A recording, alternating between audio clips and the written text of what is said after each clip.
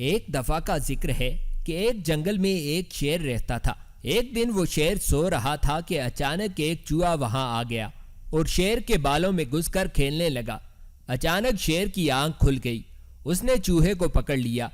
چوہا ڈر گیا، وہ شیر سے منت کرنے لگا کہ مجھے چھوڑ دو، میں آئندہ ایسا نہیں کروں گا۔ شیر کو اس پر رحم آ گیا، اس نے چوہے کو چھوڑ دیا۔ چوہا جاتے جاتے شیر سے کہنے لگا، میں اس احسان کا بدلہ ضرور دوں گا۔ شیر ہنس پڑا۔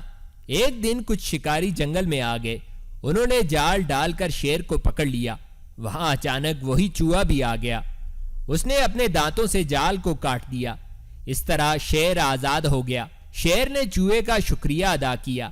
چوہے نے کہا کہ کوئی بات نہیں، ایک دن آپ نے میری مدد کی تھی اور آج میں نے آپ کی مدد کر دی، اس میں شکریہ کس بات کا۔